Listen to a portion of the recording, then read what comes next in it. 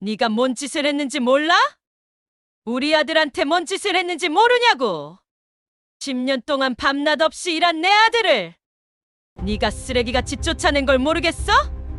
회사를 대기업으로 만드느라고 밤낮 없이 일한 내 아들을. 식당 한가운데 점심시간의 따뜻한 소음 속에서 갑작스레 공기가 무겁게 가라앉았습니다. 깔끔한 정장 차림의 남자가 천천히 마치 무언가에 짓눌린 사람처럼 무릎을 꿇었어요.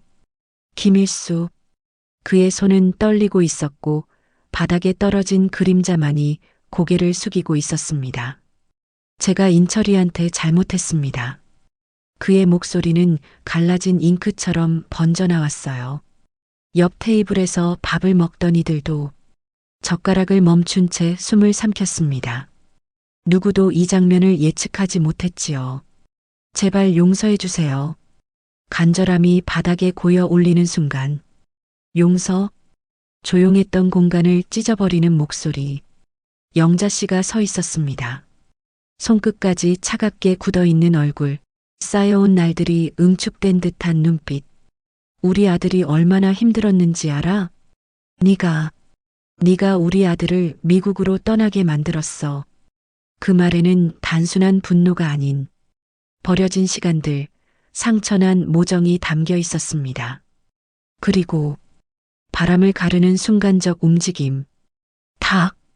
짧게 터진 소리. 김일수의 얼굴이 살짝 흔들렸고 주름진 뺨 위로 붉은 자국이 천천히 번져갔습니다. 식당 안에는 아무 소리도 없었어요. 숟가락 하나 떨어지는 소리조차 누군가의 가슴 속에서만 메아리 쳤습니다. 김일수는 고개를 들지 못한 채 한숨을 삼켰지요. 그의 어깨가 아주 작게 그리고 무겁게 흔들렸습니다. 이 순간 평범했던 일상은 누군가의 죄책감과 절망 속에서 조용히 갈라지고 있었습니다. 오늘도 찾아주셔서 감사합니다. 오늘 들려드릴 사연은 정말 속이 다 시원한 이야기입니다. 68세 할머니가 재벌 회장을 무릎 꿇렸습니다. 하지만 이 할머니에게는 그럴 만한 이유가 있었습니다. 사랑하는 아들이 재벌 회장에게 짓밟혔으니까요. 그리고 1년 후 이 할머니는 500억을 손에 쥐게 됩니다. 그때부터 한 재벌 기업과 당당히 맞선 68세 할머니의 인생 역전 이야기. 사연 시작 전에 구독과 좋아요를 눌러주시고 복 많이 받아가세요. 그럼 지금 사연 시작합니다. 1985년 여름 서울 변두리의 낡은 빌라 2층. 38세의 박영자는 병원에서 돌아온 지 3시간째 방바닥에 주저앉아 있었습니다. 남편의 사망 진단서를 손에 쥔 채 그녀의 눈은 초점을 잃고 허공을 응시했죠. 옆방에서는 10살 난 아들 인철이가 훌쩍이는 소리가 들려왔습니다. 건설 현장 사고로 남편이 세상을 떠난 지 일주일. 영자의 세상은 한순간에 무너져 내렸습니다. 장례식장 영안실함. 조문객도 거의 없는 초라한 빈소에서 영자는 눈물조차 제대로 흘리지 못했습니다. 울면 안 된다는 생각뿐이었죠. 10살 아들이 어머니가 우는 모습을 보면 더 무너질 거라는 두려움. 그 두려움이 그녀의 눈물을 꽁꽁 얼려버렸습니다. 보상금으로 받은 1,000만 원이 통장에 찍혔을 때 영자는 그 숫자를 보며 쓴웃음을 지었습니다. 남편의 목숨값이 고작 이것인가. 하지만 한탄할 시간도 없었습니다. 앞으로 살아갈 일이 걱정이었으니까요. 아들 인철이가 물었어요. 작고 떨리는 목소리로. 엄마, 아빠는 언제 와? 영자는 아들을 꼭 안았습니다. 아들의 작은 몸이 떨리는 것을 느끼며 그녀는 다짐했습니다. 이 아이만큼은 반드시 잘 키워내겠다고. 그 후 영자는 일자리를 찾아 헤맸습니다. 38이라는 나이, 학력도 없고 기술도 없는 여자를 받아주는 곳은 많지 않았죠. 식당 설거지, 청소 아르바이트, 공장 야간 근무. 손이 닿는 일은 무엇이든 했습니다. 어느 날 저녁, 일을 마치고 집에 돌아온 영자는 아들이 라면 봉지를 들고 서 있는 모습을 봤습니다. 혼자 끓여 먹으려다 실패한 라면 가닥이 바닥에 흩어져 있었죠. 영자의 가슴이 찢어지는 것 같았습니다. 10살 아이가 배고파서 혼자 라면을 끓이다니. 그날 밤 아들이 잠든 후 영자는 이불을 뒤집어 쓰고 소리 없이 울었습니다. 베개를 입에 물고 흐느꼈죠. 왜 하필 자신들에게 이런 일이 일어났는지, 하늘은 왜 이렇게 가혹한지. 1년이 지났습니다. 영자의 손은 세제와 찬물 때문에 거칠어져 갈라지기 시작했고, 허리는 무거운 것을 들어 올릴 때마다 비명을 질렀습니다. 하지만 멈출 수 없었어요. 아들을 위해서라면. 1986년 봄, 고향 친구 순자에게서 전화가 왔습니다. 영자야, 경기도 쪽에 새로 개발되는 지역이 있는데 거기 가서 장사 좀 해봐. 내가 돈 좀 빌려줄게. 영자는 망설였어요. 장사 경험도 없는데 과연 할 수 있을까? 하지만 선택의 여지가 없었습니다. 지금 이 생활로는 아들을 대학까지 보낼 수가 없었으니까요. 경기도 외곽으로 이사한 날, 영자와 인철이는 10평도 안 되는 가게 앞에 섰습니다. 논밭으로 둘러싸인 시골 동네, 인적도 드문 곳, 인철이의 얼굴에 실망이 가득했지만 영자는 아들의 손을 꽉 잡았습니다. 인철아, 엄마가 여기서 잘해볼게. 조금만 참아라. 1986년 4월 어느 이른 새벽, 영자는 어둠 속에서 눈을 떴습니다. 시계는 새벽 3시 반을 가리키고 있었죠. 첫 장사를 시작하는 날이었습니다. 가슴이 두근거렸어요. 설렘보다는 불안이 더 컸죠. 어머니에게서 배운 해장국 레시피를 떠올리며 영자는 솥뼈를 큰 가마솥에 넣었습니다. 푸른 불꽃이 가마솥 밑을 핥았고 곧 뜨거운 김이 주방을 가득 채웠습니다. 땀이 이마를 타고 흘러내렸지만 영자는 멈추지 않았습니다. 국물이 제대로 우러나려면 최소 8시간은 끓여야 했으니까요. 오전 6시, 영자네 해장국이라는 손글씨 간판 아래 문을 열었습니다. 하지만 손님은 오지 않았어요. 1시간, 2시간, 3시간. 텅 빈 가게에서 영자는 테이블을 닦고 또 닦았습니다. 손님이 올 것만 같아서. 첫날은 손님이 한 명도 오지 않았어요. 정성껏 끓인 해장국은 그대로 식어갔고 영자는 그 해장국을 아들과 나눠 먹었습니다. 인철이가 물었어요. 엄마, 장사 안 되면 어떡해? 영자는 억지로 웃으며 대답했습니다. 괜찮다, 인철아. 내일은 손님이 올 거야. 둘째 날 오전 10시경 작업복을 입은 중년 남자가 가게 문을 열었습니다. 영자의 심장이 쿵 하고 뛰었죠. 첫 손님이었습니다. 해장국 하나 주세요. 네, 바로 나갑니다. 영자는 떨리는 손으로 해장국을 퍼담았습니다. 뚝배기에서 김이 모락모락 피어올랐고 선지와 콩나물이 붉은 국물 속에서 춤을 췄습니다. 손님은 한 숟가락 떠서 입에 넣었고 잠시 후 고개를 끄덕였어요. 아, 이거 맛있는데? 그 한마디에 영자의 눈시울이 붉어졌습니다. 하지만 손님 앞에서 울 수는 없었죠. 고개를 돌려 눈물을 훔쳤습니다. 그러나 현실은 여전히 가혹했어요.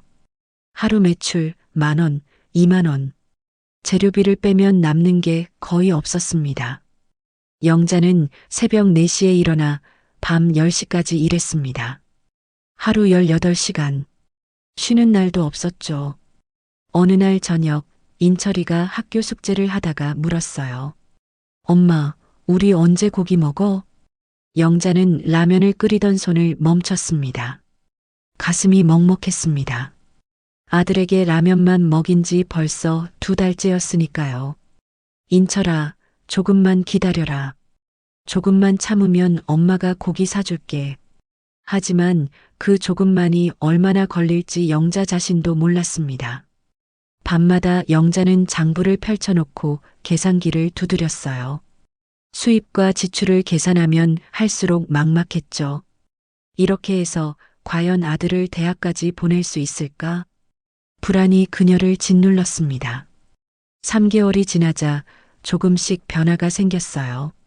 단골 손님이 하나둘 생기기 시작한 것이죠. 새벽 일찍 일하러 가는 노동자들, 밤새 운전하고 돌아오는 택시 기사들. 그들은 영자의 해장국을 찾았습니다. 여기 국물이 진짜 끝내줘. 맞아, 사장님이 정성껏 끓이시는 게 느껴진다. 입소문이 조금씩 났습니다. 손님이 늘기 시작했죠. 첫 달 순이익 50만 원. 많은 돈은 아니었지만 영자에게는 희망이었습니다. 영자는 손님들에게 항상 친절했습니다.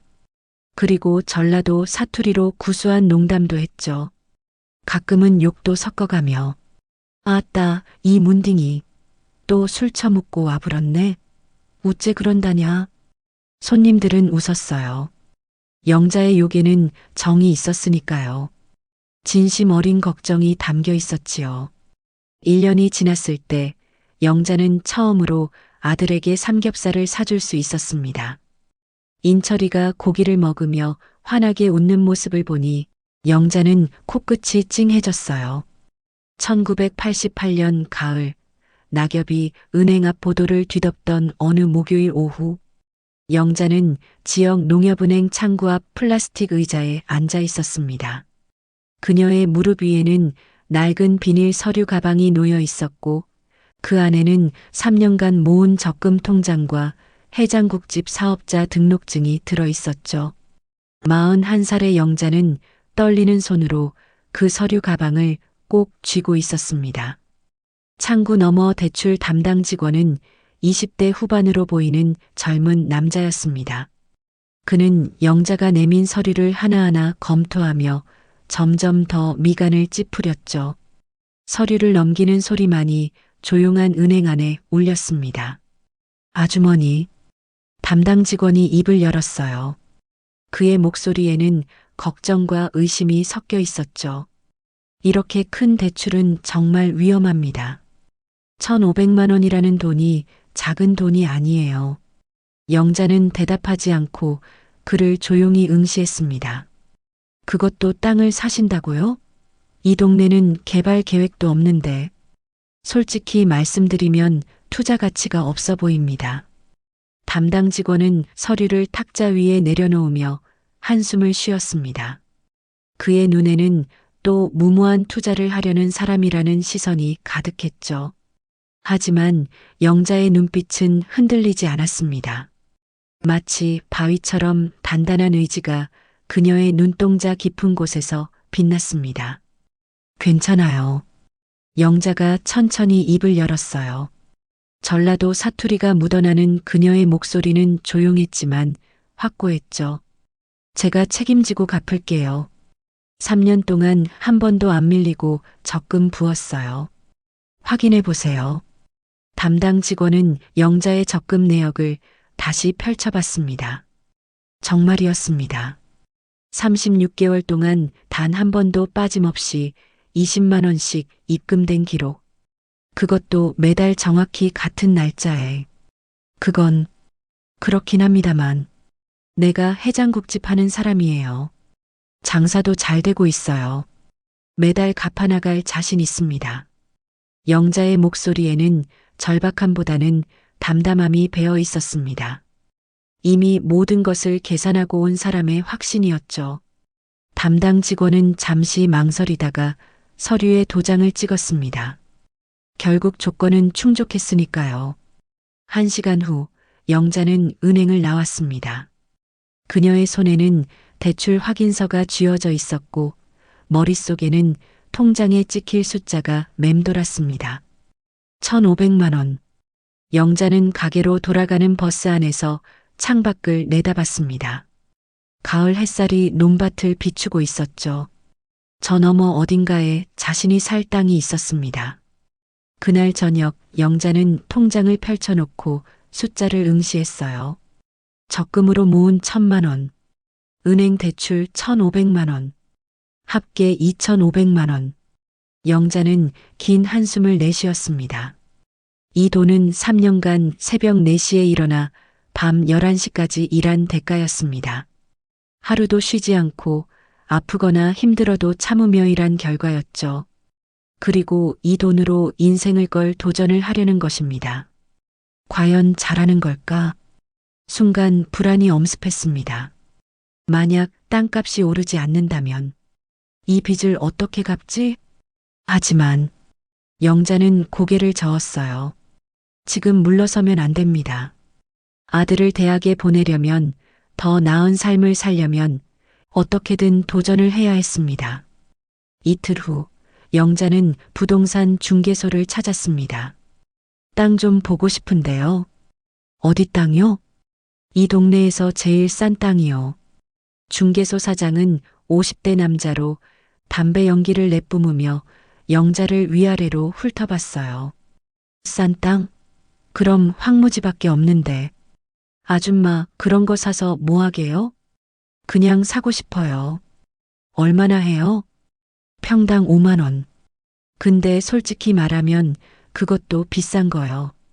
거긴 개발 안 돼요. 영자는 개의치 않았어요. 500평 살게요. 500평? 진짜 살 거요? 그래요. 중개소 사장은 의아해하면서도 서류를 준비했습니다. 장사가 되니까요. 사흘 후 영자는 자신이 산 땅에 처음으로 섰습니다. 사방이 온통 억새풀로 뒤덮인 황무지였어요. 멀리 논밭이 보였고 그 너머로 작은 산이 있었죠. 바람이 불자 억새가 파도처럼 일렁였습니다. 영자는 그 한가운데 서서 사방을 둘러봤습니다. 아무것도 없는 땅, 버려진 땅, 사람들이 쓸모없다고 여기는 땅. 하지만 영자의 눈에는 달랐어요. 이곳은 서울에서 불과 1시간 거리, 10분만 걸어 나가면 고속도로가 뚫려 있고 교통이 편리한 곳. 언젠가는 반드시 개발될 땅이었습니다. 그때까지 기다리면 돼. 영자는 무릎을 꿇고 흙을 한 줌 집어 올렸어요. 촉촉한 흙이 손바닥에서 부서졌죠. 그녀는 그 흙을 천천히 내려놓으며 중얼거렸습니다. 잘 부탁한다. 동네 사람들의 반응은 싸늘했습니다. 해장국집 단골 김 기사가 물었어요. 사장님, 땅 샀다며? 어디 땅? 동네 외곽에 있는 땅이요. 거긴 황무지잖아. 영자 씨가 미쳤나 봐. 저 땅 사서 뭐하게. 나도 잘 모르겠어. 그냥 사고 싶어서. 김 기사는 고개를 저으며 말했습니다. 아이고, 그 돈으로 차라리 가게 좀 넓히든지 하지. 하지만 영자는 웃으며 대꾸했어요. 괜찮아요. 내가 알아서 할게요. 다른 단골 손님들도 비슷한 반응이었습니다. 걱정 반, 의심 반. 누구도 영자의 선택을 이해하지 못했죠. 하지만 영자는 확신이 있었습니다. 서울과 가까운 이 지역은 언젠가 반드시 개발될 것이라고. 그녀의 촉이 그렇게 느끼고 있었으니까요. 영자의 하루는 더욱 바빠졌어요. 새벽 4시 알람이 울리기도 전에 눈을 떴습니다. 몸은 천근만근 무거웠지만 일어나야 했죠. 4시 반 가게로 나가 가마솥에 불을 지폈습니다. 솥뼈를 넣고 물을 부었죠. 김이 피어오르고 국물이 끓기 시작했어요. 6시 첫 손님을 맞이했습니다. 난 12시까지 쉴 틈 없이 손님을 받았지요. 오후에 밭으로 갔어요. 그렇습니다. 영자는 산 땅에 배추와 고추를 심기 시작했습니다. 처음에는 망설였어요. 500평이나 되는 땅에 혼자서 농사를 지을 수 있을까? 하지만 해야만 했습니다. 직접 키운 채소로 장사를 하면 재료비를 크게 아낄 수 있었으니까요. 영자는 호미와 괭이를 들고 밭으로 나갔어요. 가을 햇살이 아직 남아있는 오후, 그녀는 억새풀을 뽑아내기 시작했습니다. 억새 뿌리는 깊고 질겼지요. 호미로 땅을 파고 뿌리를 잡아당기고 다시 파고 한 뼘씩 땅을 일구는 작업은 고됐습니다. 땀이 이마를 타고 흘러내렸어요. 등줄기를 타고 내려갔죠. 손에는 물집이 잡혔고 허리는 비명을 질렀습니다. 하지만 영자는 멈추지 않았어요. 해가 질 때까지, 어둠이 내릴 때까지 땅을 일궜습니다. 집으로 돌아와 샤워를 했어요. 몸에서 흙냄새와 땀냄새가 났지만 이상하게도 기분이 좋았습니다. 뭔가를 이뤄낸 것 같은 기분. 가게로 돌아가 저녁 장사를 시작했습니다. 밤늦게 일하고 돌아오는 노동자들, 술 마시고 해장하러 오는 손님들. 밤 11시 마지막 손님을 보내고 문을 닫았습니다. 설거지를 하고 가게를 청소하고 내일을 준비했어요. 자정이 넘어서야 잠자리에 들었지요. 영자의 하루는 새벽 4시에 시작해 자정에 끝났습니다. 수면 시간은 고작 4시간. 휴일은 없었습니다. 한 달이 지나자 영자의 몸은 비명을 지르기 시작했습니다. 허리가 아팠어요. 아침에 일어날 때마다 딱 소리가 났죠. 무릎이 시큰거렸습니다. 날씨가 흐리면 통증이 더 심해졌어요. 손은 완전히 거칠어졌습니다. 굳은 살이 박히고 손가락 마디는 굵어졌죠. 하지만 참았습니다. 아파도 힘들어도 쉴 수 없었습니다. 인철이는 중학교 1학년이 되었어요. 13살. 사춘기에 접어든 아들은 점점 말이 없어졌습니다. 어느 날 저녁, 영자가 밭일을 하고 돌아오자 인철이가 현관에서 기다리고 있었습니다. 엄마, 아들 왔니? 숙제 다 했어? 응. 엄마, 나 물어볼 게 있어. 인철이의 목소리는 조심스러웠어요. 영자는 신발을 벗으며 아들을 쳐다봤습니다. 아들의 얼굴에는 걱정이 가득했죠. 왜? 무슨 일 있어? 엄마, 왜 그렇게 힘들게 일해? 영자는 손을 씻으며 대답하지 못했습니다. 친구들 엄마는 안 그러는데 우리 엄마만 새벽부터 밤까지 일해. 조금 쉬면 안 돼? 엄마 얼굴 보면 너무 피곤해 보여. 영자는 물을 잠그고 수건으로 손을 닦았습니다. 거울에 비친 자신의 얼굴을 봤죠. 41살이지만 50대처럼 보였습니다. 주름이 깊어졌고 눈가에 다크서클이 짙었어요. 하지만 영자는 웃으며 아들에게 다가갔습니다. 인철아. 영자는 아들의 머리를 쓰다듬으며 얘기했어요. 엄마는 괜찮다. 엄마는 일하는 게 좋아. 하지만 너만 잘 크면 돼. 그게 엄마한테는 제일 중요한 거요. 인철이는 고개를 숙였습니다. 13살 소녀는 무언가 말하고 싶었지만 결국 입을 다물었죠. 영자는 아들의 어깨를 꼭 안았습니다. 아들의 몸이 조금씩 커지고 있었습니다. 어느새 자신의 어깨 높이까지 자랐죠. 조금만 더 버티면 돼.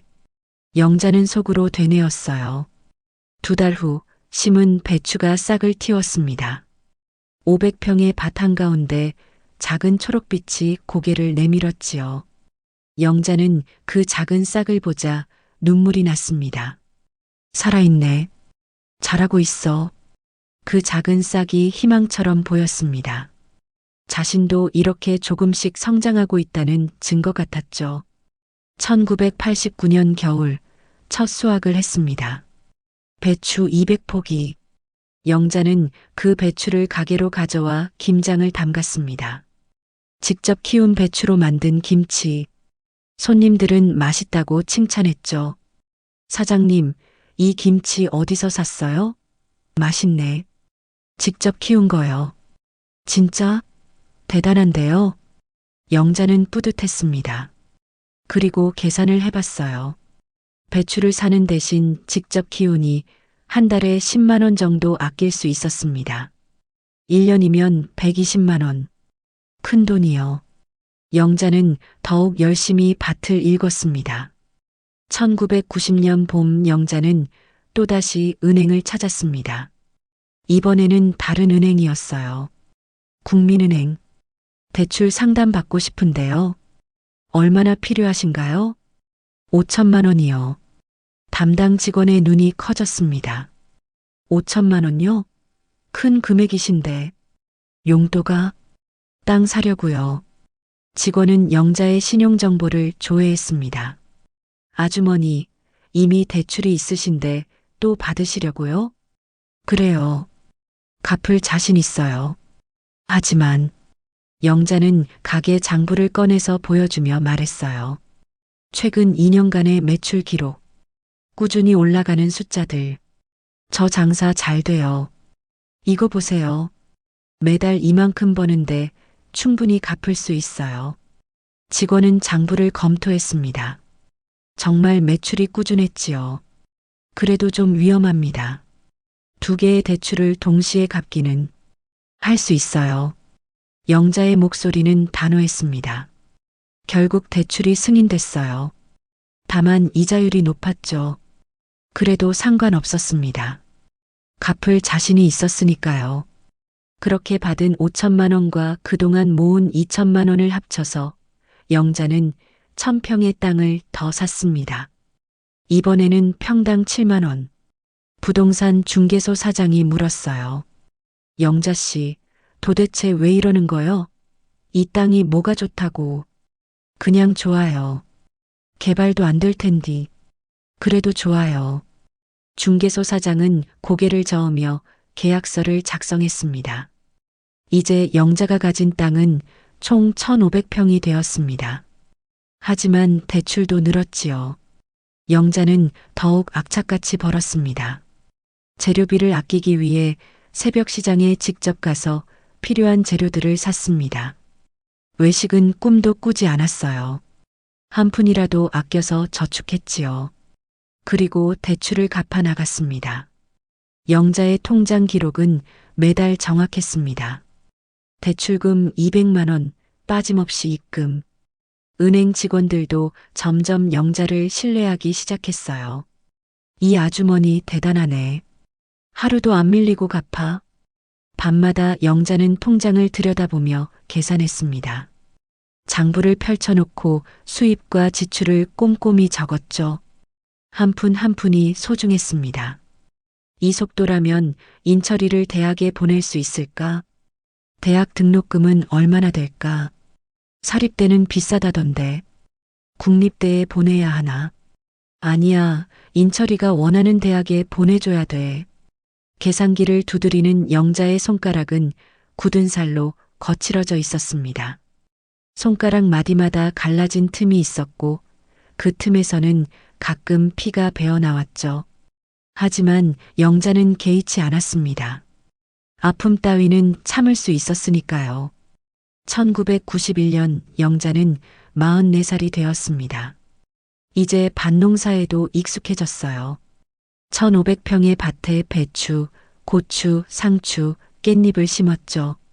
봄에 씨를 뿌리고 여름에 물을 주고 가을에 수확했습니다. 직접 키운 채소로 장사를 하니 재료비가 크게 줄었습니다. 한 달에 20만 원 정도 절약할 수 있었죠. 그리고 남는 채소는 시장에 내다 팔았습니다. 이것도 수입이 괜찮았어요. 영자의 생활은 기계처럼 정확했습니다. 주말도 명절도 없었지요. 365일 같은 루틴. 인철이는 중학교 3학년이 되었습니다. 15살. 아들은 점점 말이 없어졌어요. 학교에서 돌아오면 방에 틀어박혀 공부만 했죠. 1993년 여름 영자는 세 번째 땅을 샀습니다. 금매로 싸게 나온 땅이 있어서 그동안 모은 5천만 원과 은행 대출 1억 원을 합쳐서 1,500평을 샀습니다. 부동산 중개소 사장이 말했습니다. 영자 씨, 진짜 미쳤네. 이제 3,000평이나 가지고 있지? 그래요. 이거 나중에 못 팔면 어쩌려고 그래? 빚만 잔뜩 지고. 팔릴 거요. 뭐를 믿고 그래? 영자는 웃으며 대답했어요. 네 촉이요. 촉? 그래요. 중개소 사장은 고개를 저으며 계약서를 작성했습니다. 아이고 모르겠다. 알아서 하세요. 동네 사람들의 반응도 비슷했습니다. 영자 씨, 그 땅 팔아야 하는 거 아니여? 왜 그런 쓸데없는 짓을 하노? 빚만 잔뜩 지고 나중에 큰일 나지. 하지만 영자는 웃으며 대꾸했어요. 아이고, 이 사람들아. 어련히 알아서 하려고. 영자는 확신이 있었습니다. 언젠가는 반드시 이곳이 개발될 거요. 그녀의 직감은 틀리지 않았습니다. 하지만 그 결과를 보기까지는 아직 23년이라는 긴 세월이 남아 있었습니다. 1995년 2월, 겨울의 끝자락이 채 가시지 않은 어느 토요일 오후, 영자는 해장국집 주방에서 설거지를 하고 있었어요. 찬물에 손을 담그고 있으니 손가락 끝이 시렸지만 48살의 영자는 이제 이런 추위쯤은 아무렇지 않았죠. 가게 문이 벌컥 열렸습니다. 엄마, 인철이의 목소리였어요. 평소와 다른 흥분이 가득한 목소리. 영자는 재빨리 손을 닦으며 홀로 나갔습니다. 19살의 인철이가 현관에 서 있었습니다. 그의 손에는 하얀 봉투가 들려 있었고 얼굴은 홍조로 물들어 있었죠. 엄마 나 합격했어. 인철이는 봉투를 흔들며 소리쳤습니다. 뭐가 합격했다고? 대학? 서울대학교 경영학과. 그 순간 세상이 멈춘 것 같았습니다. 영자의 손에서 수건이 떨어졌어요. 바닥에 툭 하고 떨어진 수건. 하지만 영자는 그것을 보지 못했습니다.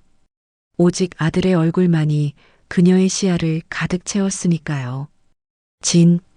진짜? 영자의 목소리가 떨렸습니다. 응, 진짜야. 봐, 합격 통지서. 인철이는 합격 통지서를 내밀었습니다. 영자는 떨리는 손으로 그것을 받아들었죠. 하얀 종이 위에 붉은 글씨로 합격이라고 적혀 있었어요. 서울대학교 경영학과. 수험번호 옆에는 인철이의 이름 박인철. 영자의 눈에서 눈물이 흘러내렸습니다. 뜨거운 눈물이 볼을 타고 흘러 합격 통지서 위로 떨어졌어요. 종이에 작은 물방울이 번졌습니다. 인철아. 영자는 아들을 껴안았습니다. 꽉 있는 힘껏 껴안았어요. 마치 놓치면 사라질 것처럼. 10년 전 남편이 세상을 떠난 그날이 떠올랐습니다.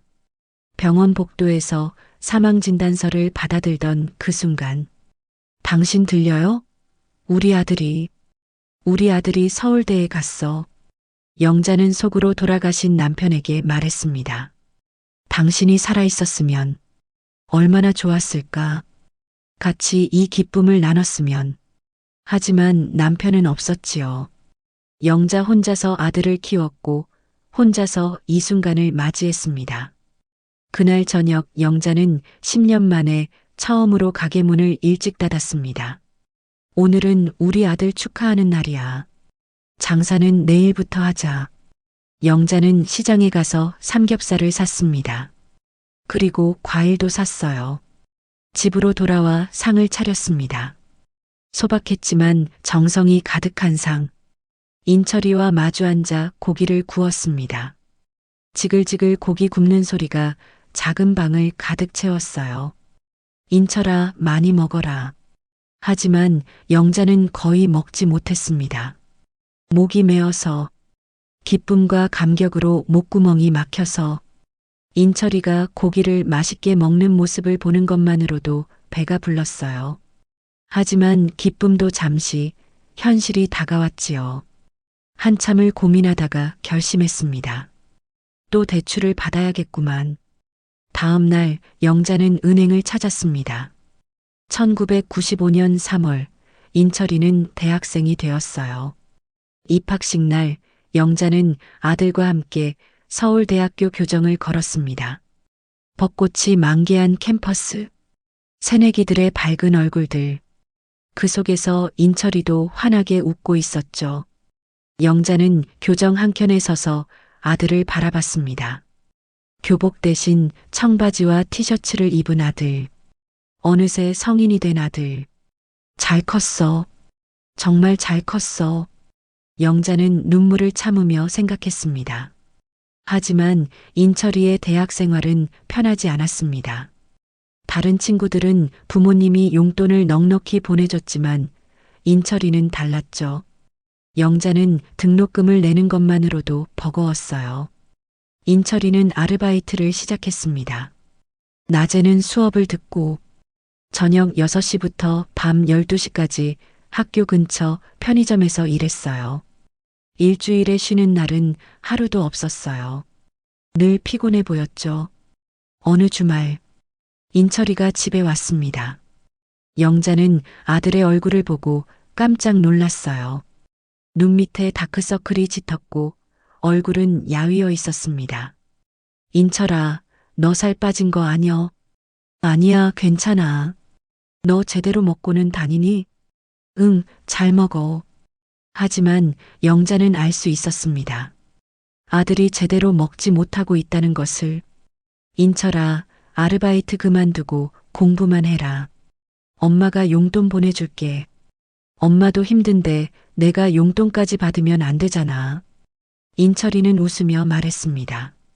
하지만 그 웃음 뒤에 숨겨진 피로를 영자는 읽을 수 있었죠. 가슴이 너무 아팠어요. 아들이 너무 무리하고 있다는 것을 알면서도 어쩔 수가 없었습니다. 자신도 이미 한계까지 일하고 있었으니까요. 그날 밤 영자는 잠을 이루지 못했어요. 4년이라는 시간은 빠르게 지나갔습니다. 인철이는 대학 내내 아르바이트를 하며 공부했어요. 하지만 성적은 우수했죠. 장학금도 여러 번 받았습니다. 1999년 2월 졸업식 날, 서울대학교 대강당은 졸업생과 가족들로 가득했습니다. 양복과 드레스를 차려입은 사람들 사이에서 영자는 낡은 한복을 입고 서 있었습니다. 18년 전 인철이 돌잔치 때 입었던 한복. 색이 바래고 구겨진 한복이었지만 영자에게는 그것밖에 없었어요. 주변 사람들의 시선이 느껴졌습니다. 화려한 옷을 입은 다른 부모들이 영자를 훑어보는 시선. 그 시선에는 호기심과 약간의 경멸이 섞여 있었습니다. 하지만 영자는 개의치 않았습니다. 고개를 들고 당당히 서 있었죠. 단상에서 인철이가 졸업장을 받았습니다. 학사모를 쓴 아들, 환하게 웃는 아들. 영자의 눈에서 눈물이 흘러내렸습니다. 기쁨의 눈물이었어요. 졸업식이 끝나고 인철이가 영자에게 달려왔습니다. 인철아, 축하한다. 영자는 아들을 껴안았어요. 주변의 시선 따위는 상관없었습니다. 엄마, 고마워. 엄마 덕분이야. 아니야, 인철아. 엄마가 없었으면 나 대학도 못 갔어. 인철이의 목소리가 떨렸어요. 엄마, 이제 내가 돈 벌게. 엄마 편하게 해줄게. 그래, 고맙다. 하지만 인철이의 계획은 달랐습니다. 졸업 후 인철이는 작은 무역회사에 취직했습니다. 연봉 2천만 원. 대졸 신입사원으로는 평균적인 월급이었죠. 6개월간 일하며 돈을 모았어요. 그리고 어느 날 저녁 인철이가 영자를 찾아왔습니다. 엄마, 나 미국 유학 가고 싶어요. 영자는 설거지하던 손을 멈췄어요. 미국? 유학? MBA 공부하고 싶어요. 그게 돈이 얼마나 드는데? 엄마, 나 장학금 받을 수 있어요. 인철이는 이미 조사를 다 해놓았습니다. 미국의 여러 대학교, 장학금 제도, 학비, 생활비. 엄마, 공부 좀 더 하고 싶어요. 그래야 더 좋은 직장에 갈 수 있고 엄마한테 더 많이 보답할 수 있을 것 같아요. 아들을 바라봤습니다. 24살 청년의 눈에는 결연한 의지가 담겨 있었습니다. 영자는 한숨을 쉬며 말했어요. 인철아, 엄마는 내가 걱정돼. 너 너무 무리하는 거 아니여? 엄마, 괜찮아요. 나 할 수 있어요. 하지만, 엄마 믿어줘요. 내가 꼭 성공할게요. 영자는 망설였지만 결국 승낙할 수밖에 없었어요. 알았다. 가봐라. 엄마가 지원해 줄게. 엄마 고마워요. 인철이는 어머니를 껴안았습니다. 2000년 8월 인천공항 출국장. 영자는 떠나는 아들을 배웅하러 왔습니다. 인철이는 큰 캐리어를 끌고 출국 게이트로 향했어요. 다녀올게요. 그래, 인철아. 건강하게 잘 지내야 된다. 엄마도 건강해야 돼요. 무리하지 말고. 알았어. 인철이는 게이트를 통과했습니다. 돌아서서 마지막으로 손을 흔들었죠. 영자는 눈물이 흘러내렸지만 웃으며 손을 흔들었습니다. 인철이의 모습이 사라졌어요. 영자는 그 자리에 한참을 서 있었습니다. 사람들이 오가는 공항 한가운데에서 혼자 남겨진 것 같았습니다. 또 혼자가 됐네. 집으로 돌아가는 버스 안에서 영자는 창밖을 보며 눈물을 흘렸어요. 그 후 3년간 인철이는 미국에서 열심히 공부했습니다. 일주일에 한 번씩 전화가 왔습니다. 엄마, 나 잘 지내고 있어요. 너무 걱정하지 마세요. 그래, 인철아. 밥은 잘 먹고 다녀? 네, 잘 먹어요. 건강 조심해야 돼. 알았어요, 엄마. 짧은 통화였지만 영자에게는 그것이 유일한 위안이었어요. 2003년 6월 인철이가 돌아왔습니다. 공항에서 3년 만에 만난 아들. 인철이는 더 성숙해 보였습니다.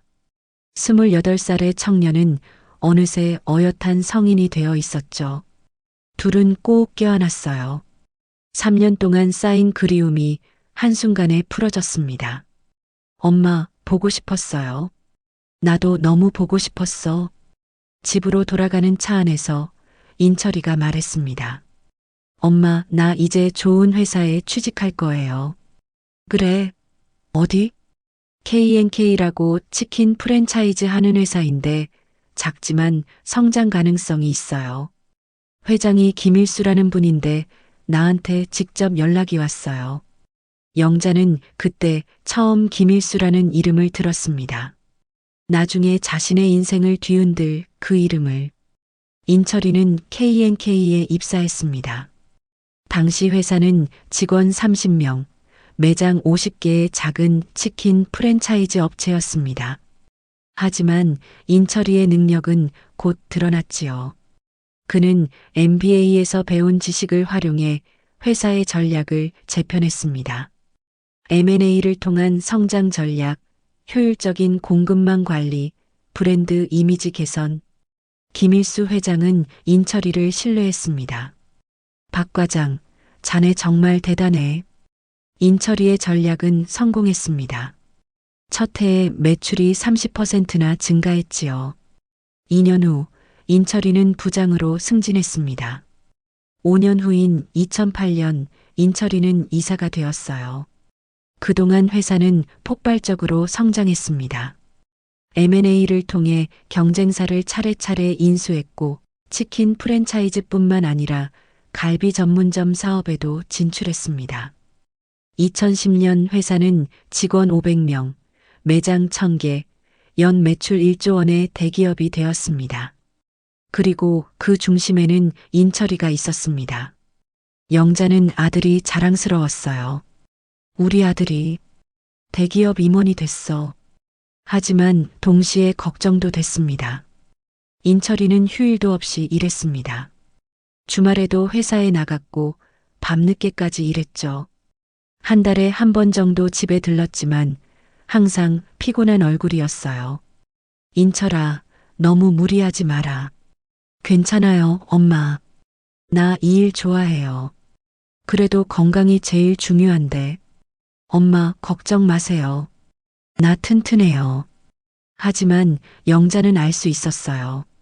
아들이 무리하고 있다는 것을. 2010년 무렵부터 회사 분위기가 변하기 시작했습니다. 김일수 회장이 변한 것입니다.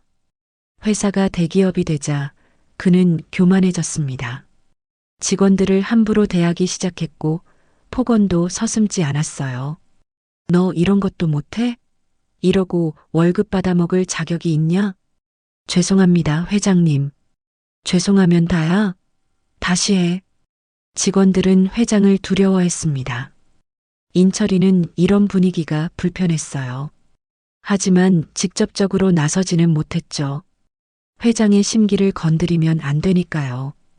2012년 어느 날 사건이 터졌어요. 한 직원이 중요한 계약서에 오타를 냈습니다. 사소한 실수였지만 김일수 회장은 심하게 욕설까지 했습니다. 결국 회장은 그 직원에게 손까지 댔습니다. 다 회의실이 순식간에 조용해졌습니다. 모두가 숨을 죽였죠. 직원은 뺨을 붙잡고 고개를 숙였습니다. 눈물이 흘러내렸어요. 인철이는 그 광경을 보며 주먹을 꽉 쥐었습니다. 참을 수가 없었어요. 회장님, 회장님 진정하세요. 뭐, 너 뭐야? 네가 나한테 진정하라고 한 거야? 김일수 회장은 인철이를 노려봤습니다. 직원을 때리시면 안 됩니다. 닥쳐라. 내 회사에서는 내가 하고 싶은 대로 한다. 하지만 박인철, 너 지금 나한테 대드는 거야? 회의실의 공기가 얼어붙었습니다. 인철이와 김일수 회장은 서로를 노려봤습니다. 그날 이후 둘의 관계는 틀어지기 시작했어요. 김일수 회장은 인철이를 경계하기 시작했습니다. 저놈이 나한테 위협이 되겠어. 내가 호랑이 새끼를 키운 것 같아. 2013년 봄, 인철이는 회계 장부를 검토하다가 이상한 점을 발견했습니다. 회사 돈이 개인 계좌로 빠져나가고 있었던 것입니다. 횡령이었어요. 인철이는 고민했습니다. 이것을 어떻게 처리해야 할까? 결국 그는 직접 회장을 찾아갔습니다. 회장님, 말씀드릴 게 있습니다. 뭔데? 회계 장부를 보다가 이상한 점을 발견했습니다. 이건 횡령입니다. 김일수 회장의 얼굴이 일그러졌습니다. 뭐? 회사 돈을 개인적으로 쓰시면 안 됩니다. 이놈이 미쳤나? 내 회사 돈인데 내가 쓰는 게 뭐가 문제야? 법적으로 문제가 됩니다. 법? 하? 박인철, 너 나 고발하려고? 아닙니다. 그냥 바로잡으시라는. 닥쳐라. 네가 지금 날 가르치려고 그러는 거야? 다혈질인 김일수 회장은 분노로 떨었습니다. 당장 나가. 회장님, 나가라고. 인철이는 회장실을 나왔어요. 뒤에서 무언가 깨지는 소리가 들렸죠.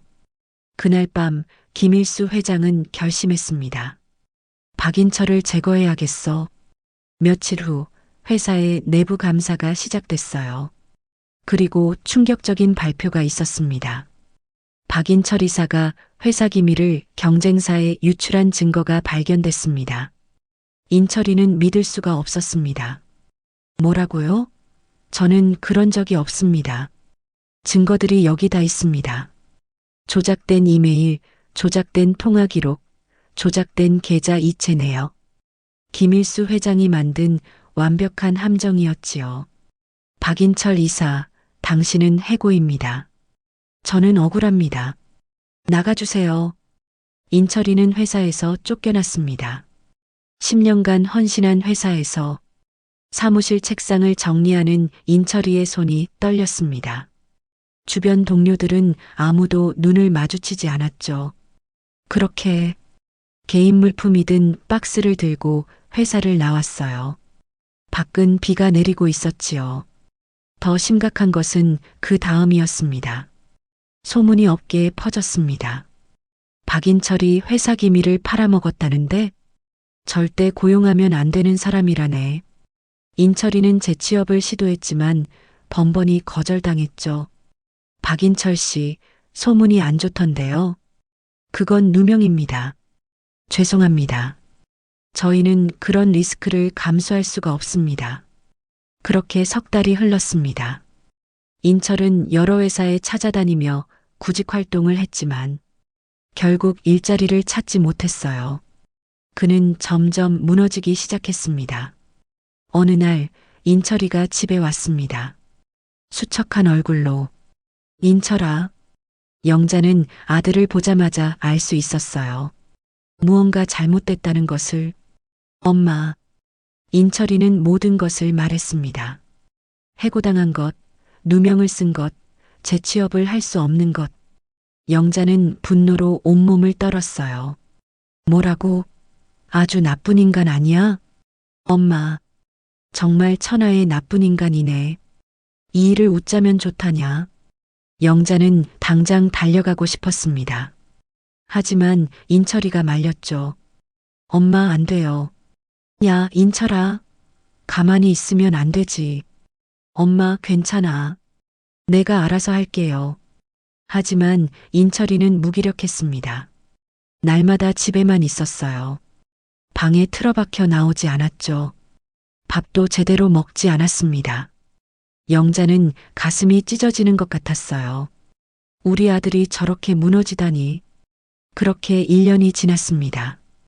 2014년 겨울, 인철이는 더 이상 버틸 수가 없었습니다. 엄마, 나 미국으로 갈게요. 뭐? 미국? 여기서는 안 되겠어요. 미국 가서 다시 시작할게요. 인철아. 엄마, 여기 있으면 나 죽을 것 같아요. 사실 인철이의 눈은 죽어 있었습니다. 영자는 아들을 말리고 싶었지만 그럴 수가 없었어요. 아들이 너무 힘들어 보였으니까요. 알았다. 가봐라. 2015년 1월 인천공항. 영자는 또다시 아들을 배웅했습니다. 15년 전과 같은 장소에서. 하지만 이번에는 달랐습니다. 희망에 차서 떠나는 것이 아니라 패배자로 떠나는 것이었습니다. 엄마 미안해요. 난 실패자야. 여기 있으면 엄마만 더 힘들게 할 거예요. 인철아, 그런 소리 하지 마라. 다시 시작하면 된다. 넌 아직 젊잖아.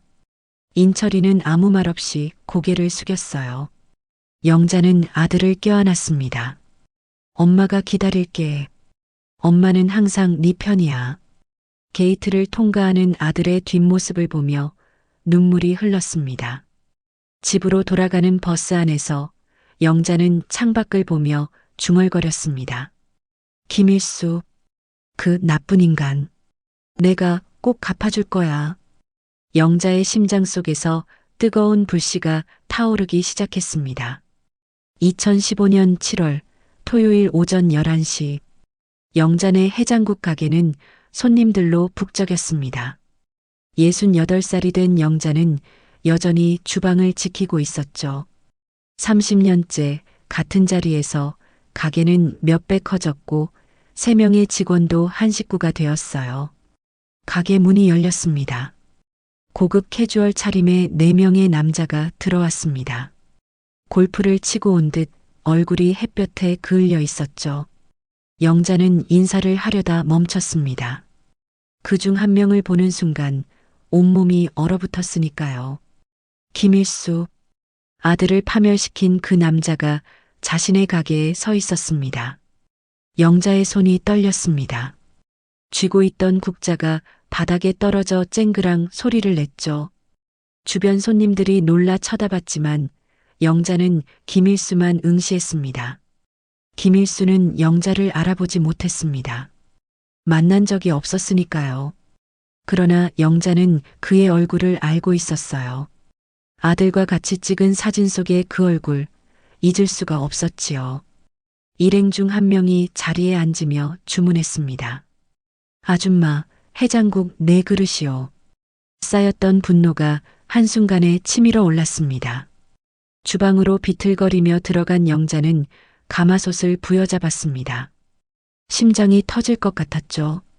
아들 생각이 났어요. 미국으로 떠나던 축 처진 아들의 뒷모습. 영자는 떨리는 손으로 해장국을 퍼담았습니다.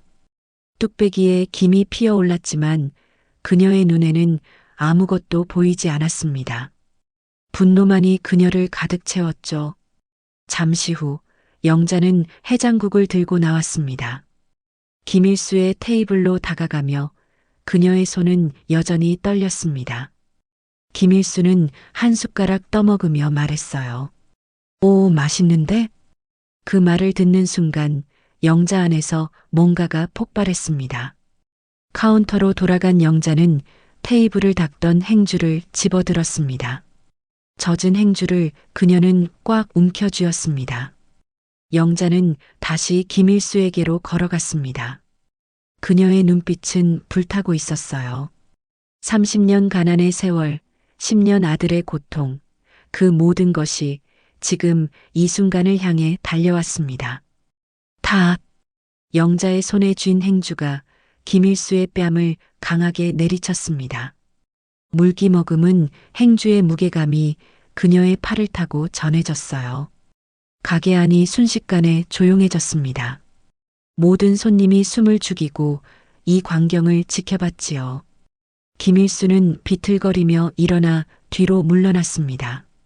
그의 뺨에는 빨간 자국이 선명하게 남았죠. 할매, 뭐 하는 거야? 일행들이 소리쳤지만 영자는 멈추지 않았습니다. 행주가 김일수를 향해 날아갔습니다. 김일수, 네가 뭔 짓을 했는지 알아? 네가 우리 아들한테 뭔 짓을 했는지 아느냐고. 김일수는 멍한 표정으로 영자를 쳐다봤습니다. 당신, 누구세요? 박인철, 우리 아들이 박인철이다. 그 순간 김일수의 얼굴이 새하얗게 질렸습니다. 박인철, 자신이 해고한 직원, 누명을 씌워 쫓아낸 그 사람. 네가 10년 동안 밤낮 없이 일한 내 아들을 회사에 충성하며 온몸을 바친 사람을 네가 하루아침에 쓰레기같이 그렇게 쫓아냈지? 영자의 목소리는 울음으로 변했습니다. 분노와 슬픔이 뒤섞인 울음. 우리 아들이 얼마나 마음고생하고 힘들었는데 네가 미국으로 돌아가게 만들었어.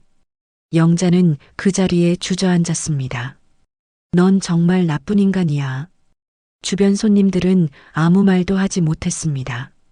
할머니의 눈물에는 30년의 무게가 담겨 있었으니까요. 김일수는 비틀거리며 가게를 나갔습니다. 일행들이 그를 부축했죠. 문이 닫히는 소리가 작은 종소리처럼 울렸습니다. 영자는 바닥에 주저앉은 채 울었어요. 그녀의 어깨가 흔들렸고 울음소리가 가게 안을 가득 채웠습니다. 2016년 3월 영자의 휴대전화가 울렸습니다. 모르는 번호였어요. 수화기 너머로 남자의 목소리가 들려왔습니다. 박영자 씨죠? 저는 부동산 중개업을 하는. 영자는 별 관심 없이 듣고 있었습니다. 또 땅 팔라는 전화겠거니 했죠. 할머니, 혹시 이 지역에 땅을 가지고 계신가요? 그래요, 좀 있어요. 얼마나 되시는지 여쭤봐도 될까요? 3,000평쯤 됩니다. 전화기 너머로 잠시 침묵이 흘렀습니다. 그리고 흥분한 목소리가 들려왔죠. 할머니, 그 땅 지금 엄청난 가치가 됐습니다. 뭐라고요? 이 지역에 대형 반도체 공장이 들어옵니다. 땅값이 폭등할 거예요. 영자의 손이 떨렸습니다. 30년을 기다린 순간이었어요. 며칠 후 부동산 중개인은 계산기를 두드리며 말했습니다. 지금 시세로 평당 1,500만 원입니다. 3,000평이면 계산기 화면에 찍힌 숫자를 본 순간 영자는 의자에 주저앉았습니다. 450억. 상상도 못한 숫자였습니다. 평당 5만 원, 10만 원에 산 땅이 몇백 배가 된 것이죠. 진짜요? 진짜 이만큼 돼요? 네, 할머니. 그리고 이 위치가 개발상권 중심이에요. 경쟁이 치열해서 더 오를 수도 있습니다. 서두르지 마시고 조금만 기다려 보세요. 영자는 그날 밤 잠을 이루지 못했습니다. 돌아가신 남편 생각이 났어요. 인철 아빠, 내가 해냈어. 몇 달 후 협상이 시작됐습니다. 여러 기업이 영자의 땅을 탐냈어요. 가격은 점점 올라갔고 최종적으로 500억의 계약이 성사됐습니다. 2016년 6월 영자의 통장에 500억이 입금됐습니다. 은행 창구 직원이 말했어요. 할머니, 입금 완료됐습니다. 영자는 통장을 보며 눈물을 흘렸습니다. 30년의 세월이 주마등처럼 스쳐 지나갔죠. 남편의 죽음, 가난한 시절, 아들을 키운 세월, 한 평 한 평 가꾼 땅. 하지만 기쁨보다 분노가 먼저 올라왔습니다. 김일수에 대한 분노. 이제 뭔가를 할 수 있겠구나. 영자는 이를 악물었어요. 그녀의 눈에 불이 켜졌습니다. 2016년 7월 서울. 강남의 한 변호사 사무실. 영자는 상담 테이블에 앉아 변호사를 마주했습니다. 69살 할머니와 30대 변호사. 이상한 조합이었죠. 어르신, 정말 회사를 설립하시겠다는 거죠? 그래요. 어떤 사업을 하실 건데요? 식자재 유통이요. 변호사는 고개를 갸우뚱했습니다. 69살에 새로 사업을 시작한다니. 어르신, 그런데 왜 식자재 유통이신지. 영자는 대답하지 않았습니다. 대신 조용히 말했죠.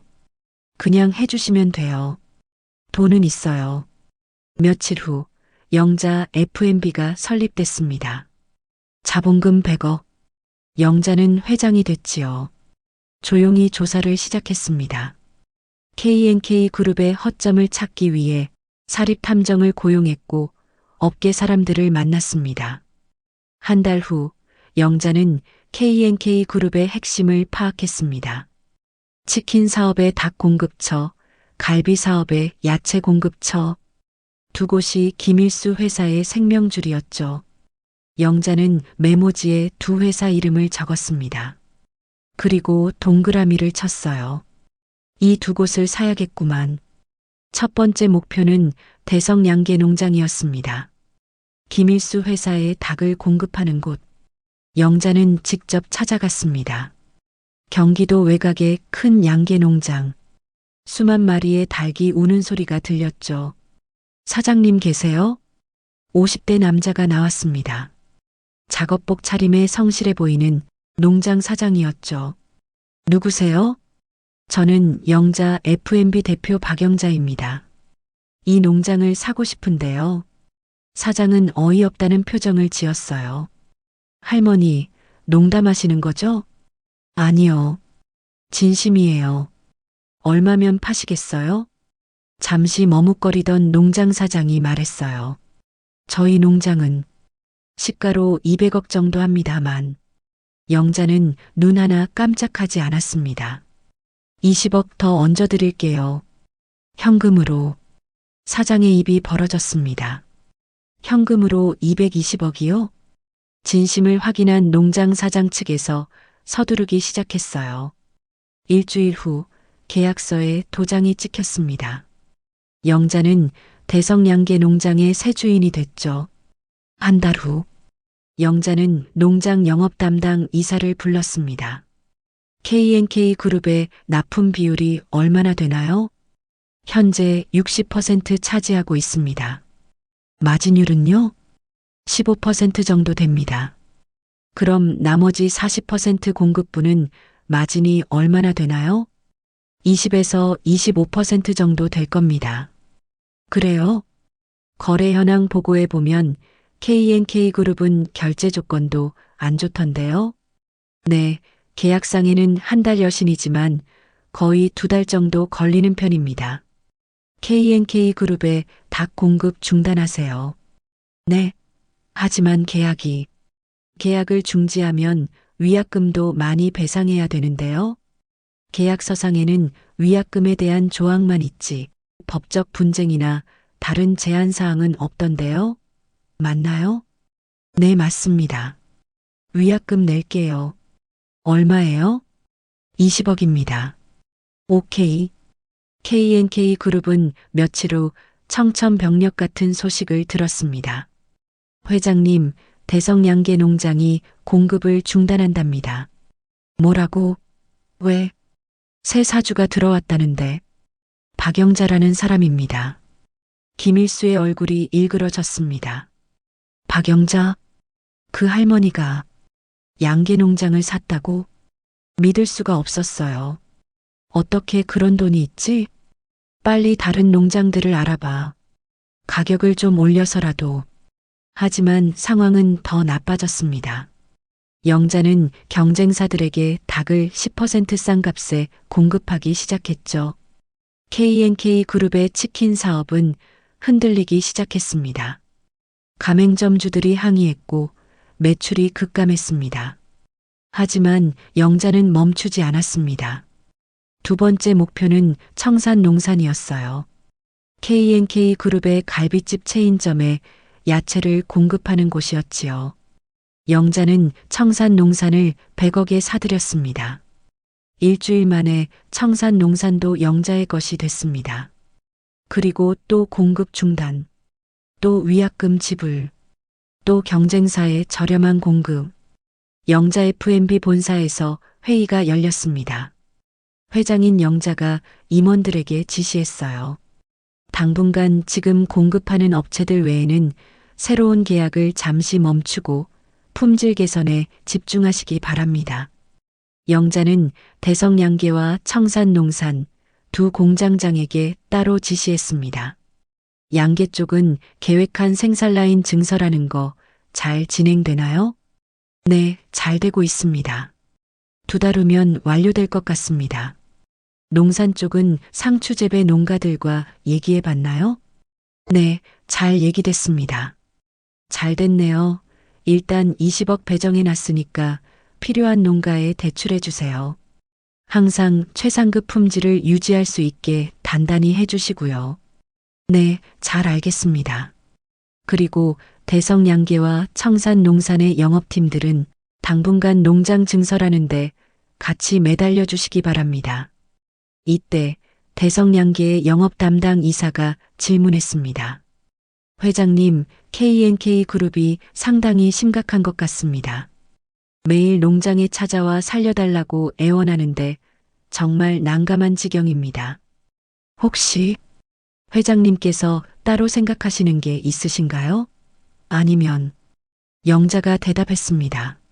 나는 K&K 그룹이 그동안 좋은 거래를 했다고 생각하지 않아요.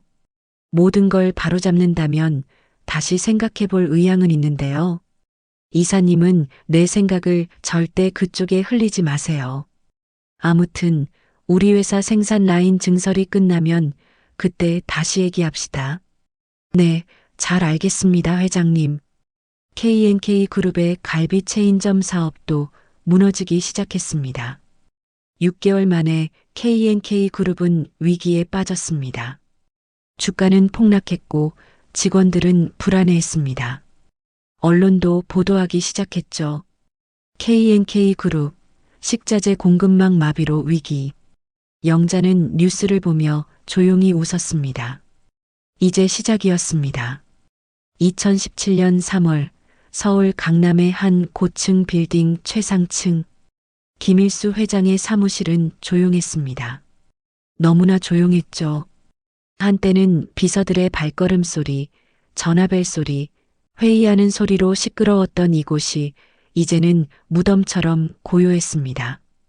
58세의 김일수는 회장실 의자에 깊이 몸을 묻은 채 허공을 응시했습니다.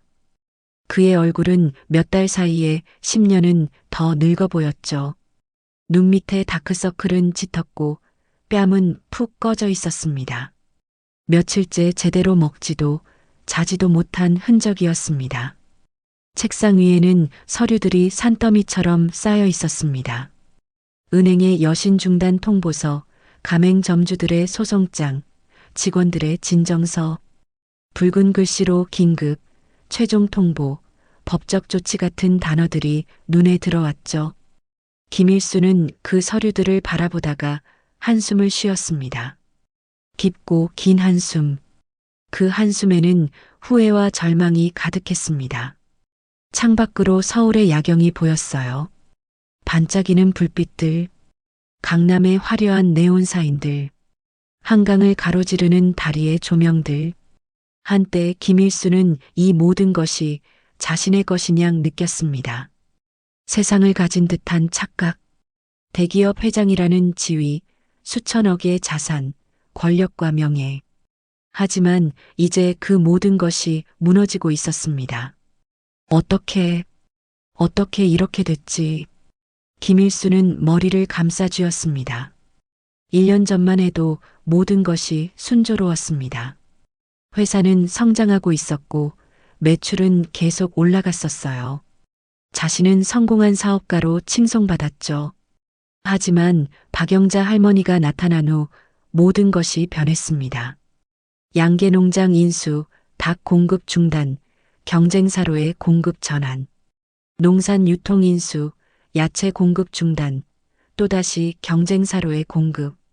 마치 체스게임처럼 정교하고 치밀한 공격이었습니다. 회사의 급소를 정확히 파악하고 공격한 것이었어요. 그리고 김일수는 한 수 한 수 당할 수밖에 없었죠. 처음에는 우연이라고 생각했습니다. 하지만 곧 깨달았습니다. 이것은 치밀하게 계획된 것이라는 것을. 박영자, 저 할머니가 나를 무너뜨리려고. 그제야 김일수는 이해했습니다. 자신이 박인철에게 한 일이 얼마나 큰 상처를 남겼는지. 후회가 밀려왔습니다. 내가 왜 그랬을까? 박인철은 정말 대단한 친구였었는데 내가 교만했어. 내가 미쳤었어. 하지만 후회해도 소용없었습니다.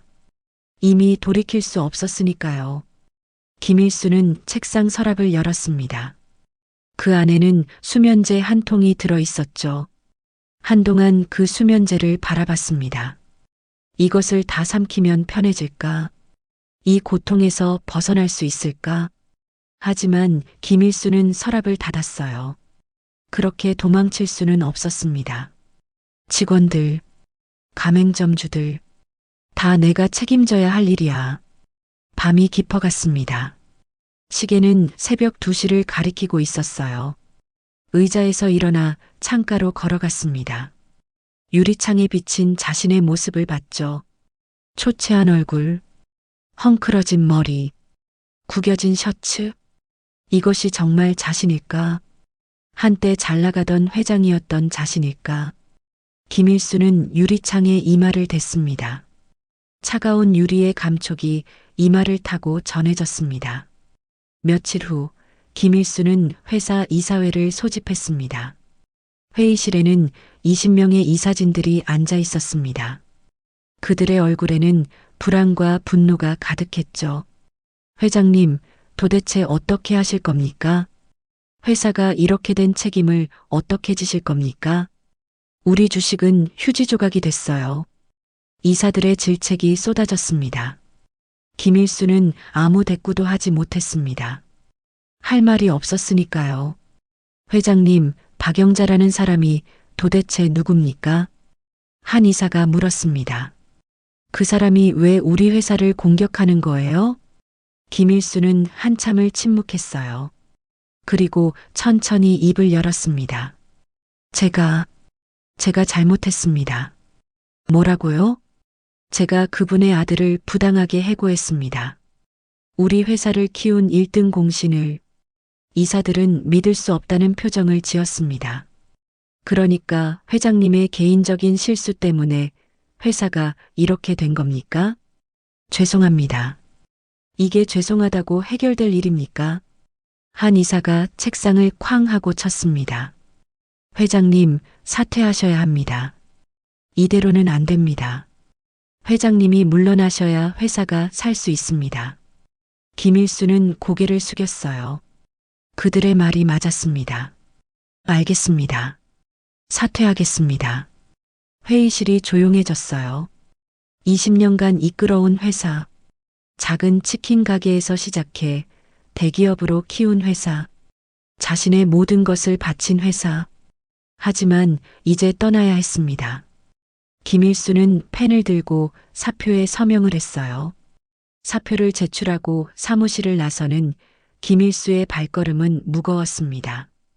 복도를 지나가는데 직원들이 수군거리는 소리가 들렸습니다. 회장님 사퇴한대. 당연하지. 회사를 이렇게 만들어 놨는데. 우리 월급은 어떻게 되는 거야? 김일수는 그 소리를 들으며 엘리베이터에 올랐습니다. 거울에 비친 자신의 모습은 패배자의 모습이었지요.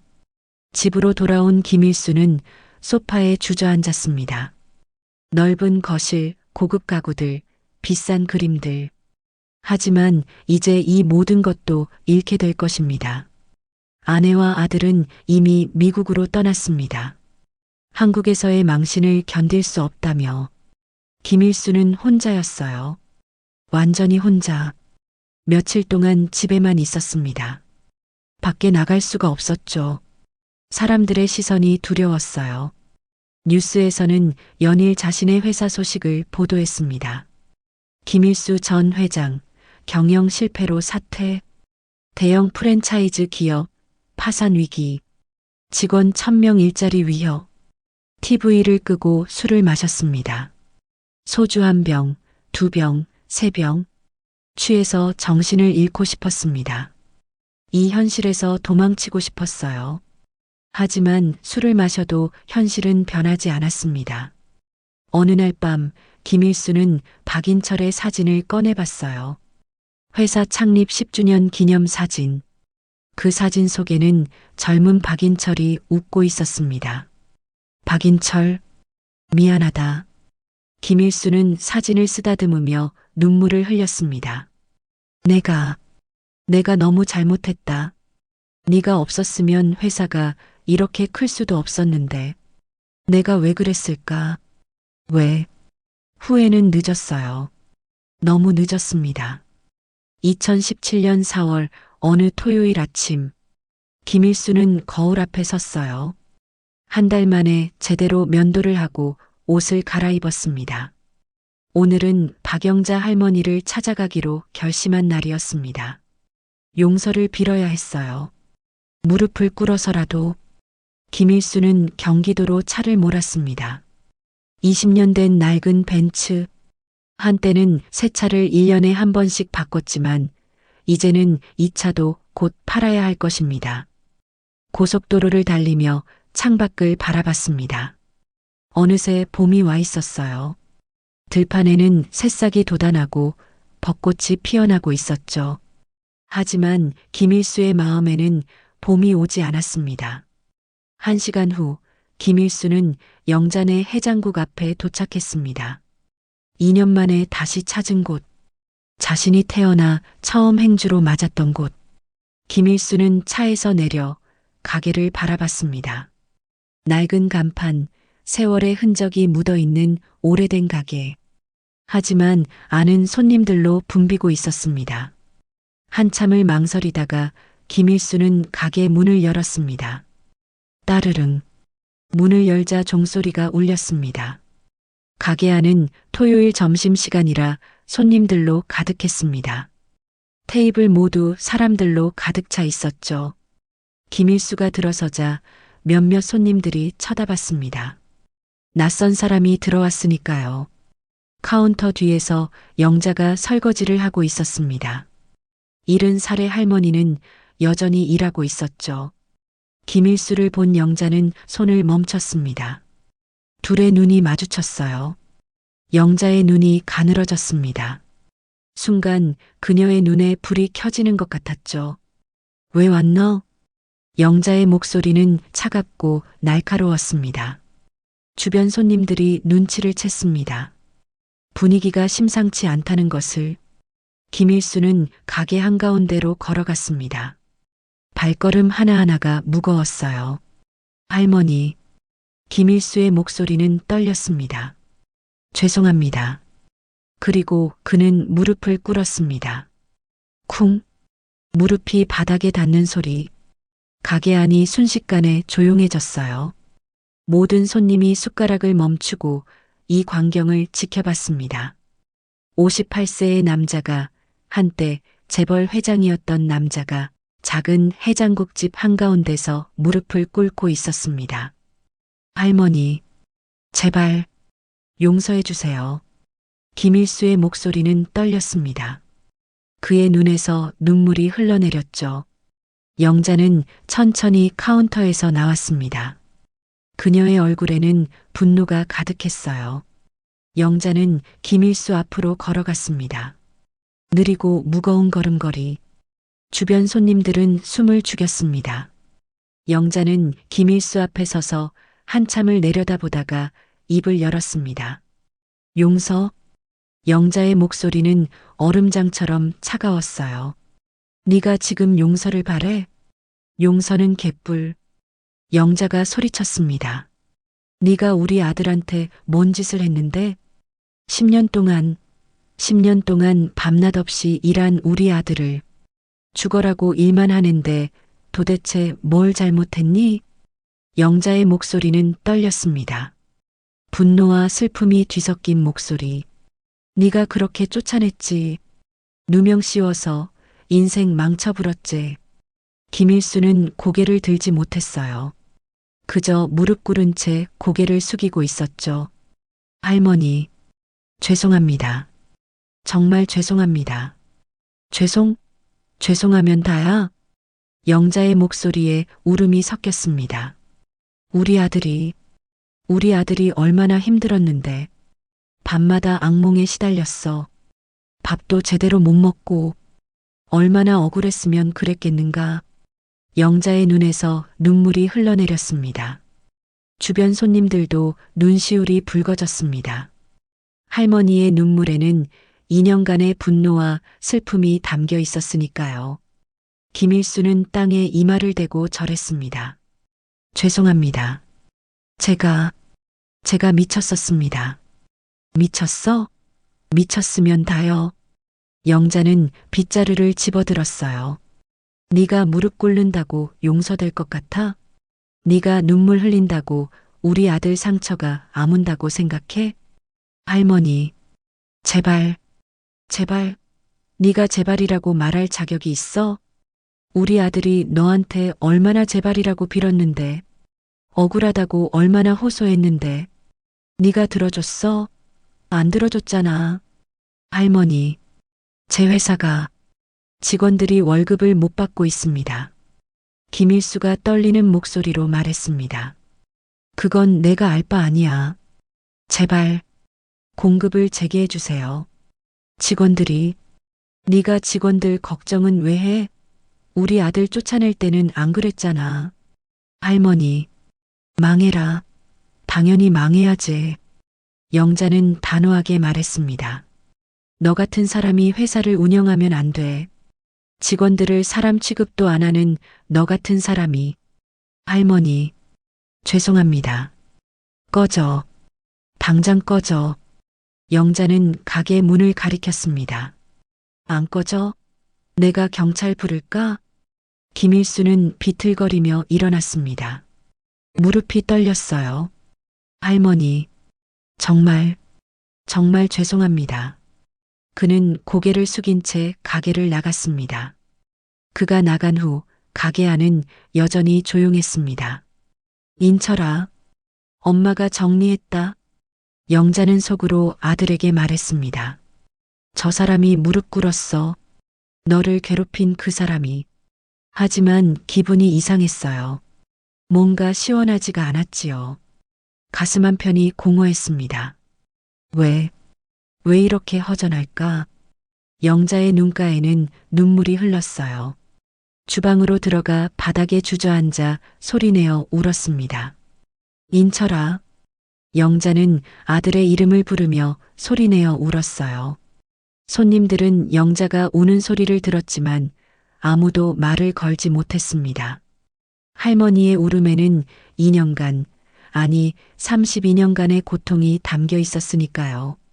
한편 가게를 나온 김일수는 차에 올라탔습니다.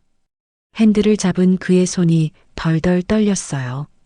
백미러에 비친 자신의 얼굴, 패배자의 얼굴이었죠. 한참을 그렇게 앉아 있었습니다. 나는 어떻게 살아야 하지? 용서도 받지 못했는데. 직원들은, 가맹점주들은, 그는 머리를 감싸쥐었습니다.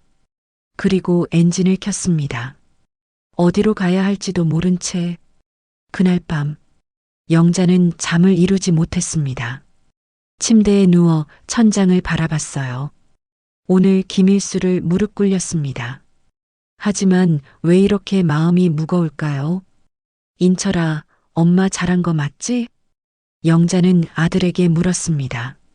물론 대답은 없었죠. 그를 무릎 꿇게 했는데 왜 이렇게 허전할까? 이긴 것 같지만 이긴 것 같지 않았어요. 영자는 그제야 깨달았어요. 진정으로 원하는 것은 아들이 돌아오는 것이었다는 것을요.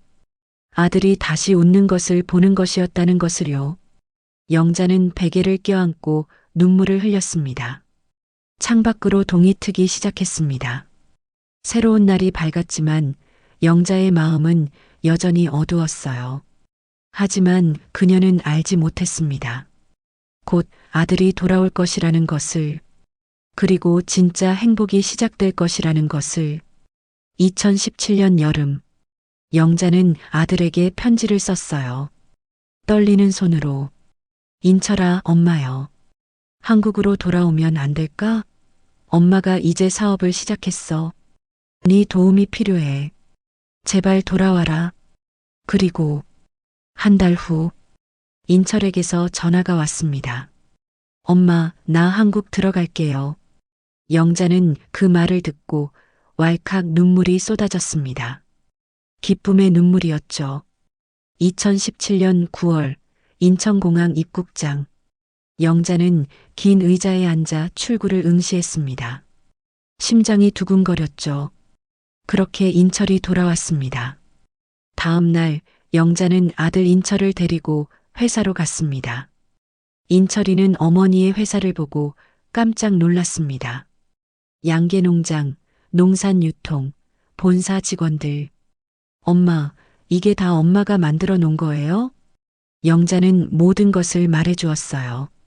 땅을 판 것, 500억, 그리고 김일수의 사죄. 인철이는 어머니를 꼭 안았습니다. 엄마, 고마워. 인철은 CEO로 합류했어요. 그의 경영 능력은 여전했고 회사는 폭발적으로 성장했습니다. 2023년 영자 F&B는 한국 최대의 식자재 유통회사가 됐습니다. 2025년 현재 영자는 78살입니다. 여전히 해장국집을 운영하죠. 할매, 해장국 하나요. 오케이. 인철이는 벌써 50이 됐어요. 회사를 훌륭하게 이끌고 있습니다. 어느 날, 한 젊은이가 가게에 찾아왔습니다. 할머니, 저 김일수 씨 아들입니다. 아버지가 작년에 돌아가셨습니다. 이 편지를 전해달라고. 영자는 편지를 읽었습니다. 김일수의 마지막 사과. 눈물이 났어요. 분노도 슬픔도 모든 것이 섞인 눈물. 인철이에게 보여주자 아들이 말했습니다. 엄마, 나는 벌써 용서했어요. 영자는 아들을 안았습니다. 그래, 이제 다 끝났다. 2025년 현재 영자와 인철은 매주 함께 저녁을 먹습니다. 엄마, 우리가 해냈어요. 그래, 인철아. 우리가 해냈다. 30년의 고생, 10년의 아픔, 그리고 용서. 남은 것은 사랑입니다. 모자간의 깊은 사랑. 여러분, 긴 이야기 들어주셔서 감사합니다. 이 이야기는 영자 씨의 인생 역전에 관한 것이지만 더 깊게는 모성애에 관한 이야기입니다. 포기하지 않으면 기회는 옵니다. 용서는 상대가 아니라 자신을 위한 것입니다. 여러분도 할 수 있습니다. 건강하시고 행복하세요. 감사합니다.